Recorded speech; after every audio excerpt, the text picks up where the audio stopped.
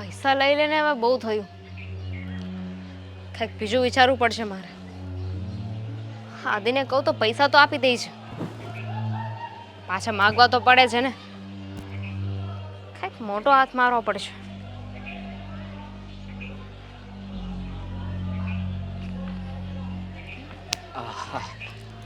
હાય. હાય. મારી વધારે રાહ નથી જોવી પડી ને. એકચ્યુઅલી શું હતું કે એક ક્લાયન્ટ આવી ગયો હતો ને એની પાસેથી મારે ઉઘરાણી કરવાની હતી, એટલે બરાબરના પૈસા લઈને આવ્યો છું. અને આ તારા માટે ચાલશે ને? એટલા પછી આપણા બંને માટે. બીજા કોઈને આપવાના છે? ના ના, બિલકુલ નહીં. આ મારે થોડા મતલબમાં તીનપત્તી પણ રમવું પડશે ને. આદિ, હા, આ પૈસા તું જ રાખ. કેમ? શું થયું? તને હું શું લાગુ છું? તું મારી ગર્લફ્રેન્ડ છો, ગર્લફ્રેન્ડ જીવ છો મારો. પણ ભિખારી નથી. આટલા પૈસા આપીને મારે ઇન્સલ્ટ ના કર. આલે. અરે ગાંડી, આ તને વાપરવા માટે ખુશીથી આપું છું. આ કોઈ તને દાનપુન માટે નથી આપતો. અને તને હું એવી થોડી સમજી શકું કેવી વાત કરે છે? હા, આવું નહીં વિચાર. અને સાંભળ મારી વાત. હા, ખેલેગા ઇન્ડિયા તભી તો બઢેગા ઇન્ડિયા. સરસ. પણ તોય આ પૈસા તું રાખ, કારણ કે હું જે પ્રોબ્લેમમાં છું ને એમાં એટલા પૈસા કંઈ નહીં થાય. તું કયા પ્રોબ્લેમમાં છે તે મને કહ્યું નહીં? બોલ, શું પ્રોબ્લેમ છે? હા, પ્રોબ્લેમ તારો દૂર કરી દઉં. બોલ. હા, પ્રોબ્લેમ દૂર થાય એમ નથી. કેમ? પ્રોબ્લેમ જ એવી છે. અરે યાર, તું જરાય ચિંતા ન કર. હું તારી સાથે છું ને. હંમેશા તારો સાથ આપ્યો છે ને. તારા માટે હંમેશા ઘરમાં મેં કેટલી વાર પૈસા લીધા હશે, ચોરી કરી હશે, બધું જ કર્યું હશે, પણ મેં કોઈ દિવસ તારો સાથ નથી છોડ્યો. સીધી વાત છે ને. પણ આ પ્રોબ્લેમ કહીશ ને હા, તો તું મારા મૂકીને જતો રહીશ, મારો સાથ મૂકી દઈશ. જો કોઈ ખોટી વાત ન કરતી કે તને મારા કરતાં પણ સારો છોકરો મળી ગયો છે, બાકી અહીંયા ને અહીંયા મર્ડર કરી નાખીશ તારું. એવી વાત નથી આદિ. બોલ ને, શું વાત છે? જે હોય તે કે, બસ ગુસ્સો નહીં કરું છે. આઈ એમ પ્રેગ્નેન્ટ. વોટ? તું બાપ બનવાનો છે. પણ ક્યારે અચાનક? હા, કેવી રીતે? ધામિની, કીધું તું ને, મને ખબર હતી તને મારી વાત ઉપર વિશ્વાસ નહીં આવે. અને હવે તું કહીશ કે મારે આ કોઈની કાંઈ જરૂર નથી, મારે આ બાળક નથી જોતું, મારે તું નથી જોઈતી, હું તારો સાથ નહીં આપું. જો તું ચિંતા નહીં કર, હું છું ને, હું સાથ આપીશ તારો. કઈ રીતે? હા, પૈસાથી? ના ના, માની શકું છું કે હવે પૈસા કોઈ મહત્વ નથી ધરાવતા, પણ કંઈ વિચારવું પડશે ને. શું વિચારે છે? વિચારી લીધું. શું? લગ્ન કરી લઈએ આપણે. ચાલ. લગ્ન? હા, જો એમાં લગ્ન કરવાની શું જરૂર છે? લગ્ન કરવાથી શું થશે? લગ્ન કરવાથી તું મારા ઘરે આવી જઈશ. આપણે ગમે તેને સમાજમાં આ તે બધાને ખબર પડે તો પણ ઉપાધિ નહીં રહે, અને તું બિંદાસ રહી શકીશ, હું રહી શકીશ, અને હું તારે સાથ આપીશ જિંદગીભર. સાથે જ રહેવું છે ને, એમાં લગ્ન ક્યાં આવ્યા વચ્ચે? જો એવું કોણે કહ્યું કે બાળક હોય તો લગ્ન કરવા પડે, લગ્ન કર્યા હોય તો જ બાળક થાય, કે પછી સાથે રહેવા માટે લગ્ન કરવા જરૂરી છે? હું એમનેમ પણ તારા ઘરે રહી શકું ને. કેમ ના રહી શકું? અત્યારે બધા રહે જ છે ને આ લિવ ઇન રિલેશનશિપમાં. અને આપણને એવું લાગશે કે હવે આપણે લગ્ન કરવાને લાયક થઈ ગયા છીએ, એકબીજાને સમજીએ છીએ, બધું બરાબર છે. તું સમજ. હા, મારા ઘરે મમ્મી છે, ભાઈ છે. હવે એ થોડા સમજવાના છે કે તું આ કોને લઈને આવી ગયો, શું કામ લઈને આવ્યો છે. તું સમજવાની કોશિશ કર. એ લોકો આપણને ક્યારેય નહીં અપનાવે. સાથે કોને રહેવાનું છે? મારે. આપણે બંનેને? હા. તો પછી એ લોકો નક્કી કરવાવાળા કોણ?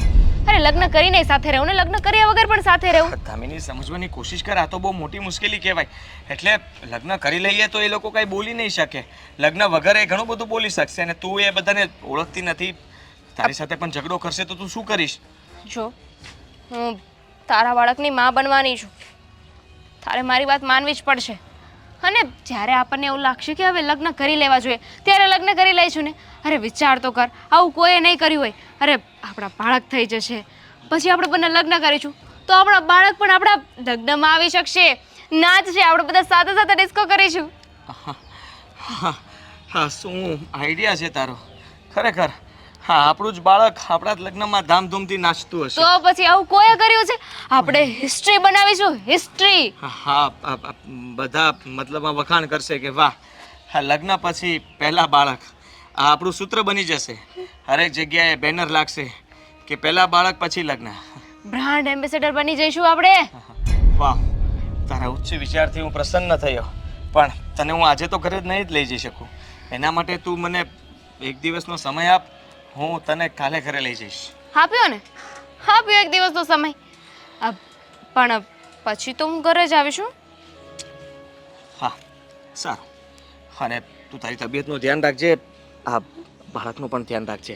હા હા, ખાઈ પીને મજા કરજે, જલસો કરજે, એક દિવસ ફૂલ પેટ ભરીને જમજે ને આરામ કરજે. હા, હું કાલે તને. પણ આ પૈસા તો મારા માટે આપ્યા હતા ને, બાળક માટે. લે, આટલા તો રહેવા દઉં ને. સારું, ચલ હું જાઉં છું. Bye, take care. Bye, see you. Take care. હા, ચિંતા નહીં કરતી, હું છું તારી સાથે. હા હા, બાય. બાય. હા, ધ્યાન રાખજે. હા.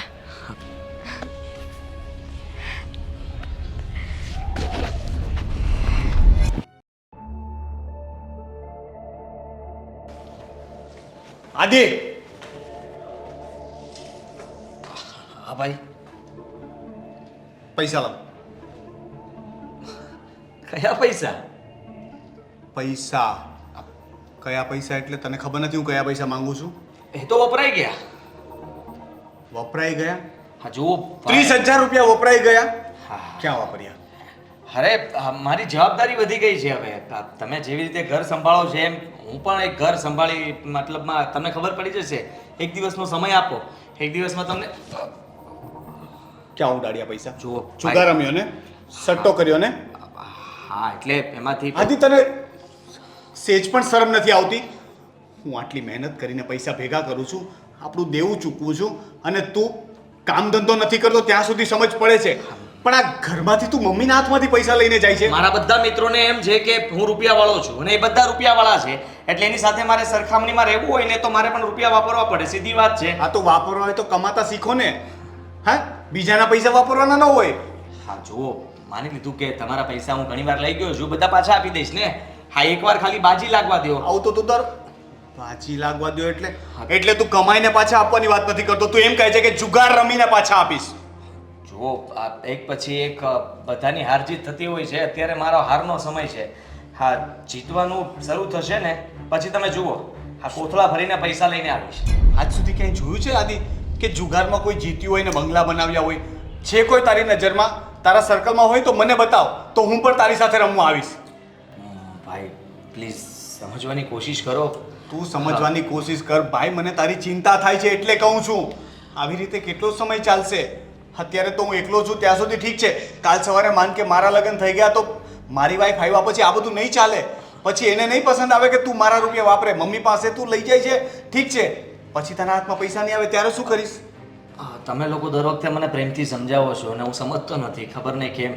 પણ માનું છું કે છતાંય તે તમે મારા વહાલા ભાઈ છો અને મેં આ પૈસા અત્યારે તમને હું નહીં આપી શકું, એટલે પ્લીઝ હવે ઉઘરાણી નહીં કરતા. અને રહી વાત તો હું કોશિશ કરીશ. હવે કોશિશ નહીં, આ પૈસા જ્યાં પણ જેને પણ આપ્યા છે ને ત્યાંથી પાછા લઈને આવવા દે, કારણ કે આ પૈસા મારે કાલે ભરવા માટે જોઈએ છે.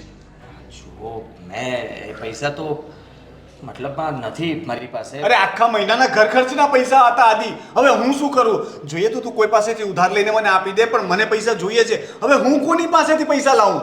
મને વેચી દો, બીજો કોઈ રસ્તો નથી મારી પાસે. તું આવી વાતો શું કરે છે આદિ? કોઈ સેન્સ વાળી વાત કર ને. મને વેચી દો, આ બધા ડ્રામા છે ને તારા બંધ કર અને સીધી સેન્સિબલ કોઈ વાત હોય ને તો કર. સીધી વાત કરું તો ભાઈ, તમને એક સમાચાર આપવાના છે. આપણા ઘરે કાલે એક મહેમાન આવવાના છે અને એ મહેમાનનું પણ આગતા સાગતા કરવી પડશે અને તમારે હવે વધારે કમાવવું પડશે. જોકે એક મિનિટ, આ બધું શું બોલે છે તું? પહેલી વાત તો મહેમાન કોણ છે, અને બીજી વાત કે એમના માટે મારે કમાવાનું. એટલા તો કયા મોટા મહેમાન છે કે ક્યાંના મહારાજા છે કે એમને સાચવવા માટે મારે વધારે કમાવવું પડશે? કાલે ખબર પડી જશે. અત્યારે કહીશ તો એક તો તમને પૈસાનો ગુસ્સો છે, ઉપરથી ડબલ ગુસ્સો. ભાવ નથી માગતો, આદિ, મને ખરેખર બહુ જ ગુસ્સો આવે છે. તારા પર હાથ ઉપાડવાનું મન થાય છે, પણ હું મારી જાતને એક લાફો મારશો, બે લાફા મારશો એ સહન થઈ જશે, પણ રૂપિયા હું તમને નહીં આપી શકું. સમજો નફટ થતો જાય છે તું આદિ. આ કેવું વર્તન કરે છે તું? તને કોઈ વસ્તુથી કઈ ફરક જ નથી પડતો. તને મમ્મીના આંસુ, મારી મજબૂરી, મારો ગુસ્સો, કોઈ વસ્તુથી તને ફરક નથી પડતો. પડે છે ને. બીજી વાર આવું નહીં થાય એવું કહેવા માંગુ છું, પણ જીભ નથી ઉપડતી. સાલી જીભ બહુ ખરાબ વસ્તુ છે. હા, મને ઘણો મારી આંખમાં જો પછતાવો છે, પણ જીભ પાસેથી જે શબ્દો આવે છે ને ફરી જાય છે. દેખાતું નથી તારી આંખમાં પછતાવા જેવું કંઈ. તું જે બોલે છે એ બધું જ ખોટું છે. તારી જીભ પણ ખોટી છે ને તારી આંખો પણ ખોટી જ છે. ભૂલ થઈ ગઈ મારાથી, અને મારે આવું નહોતું કરવું જોઈતું. પણ હવે થઈ ગયું એ થઈ ગયું. હવે એને કોઈ બદલી ના શકે મોટા ભાઈ. અને સોરી. કાલે કોણ આવવાનું છે તો કે કાલે ખબર પડશે ને. આદિ, હું હજી વાત કરું છું, મારી વાત.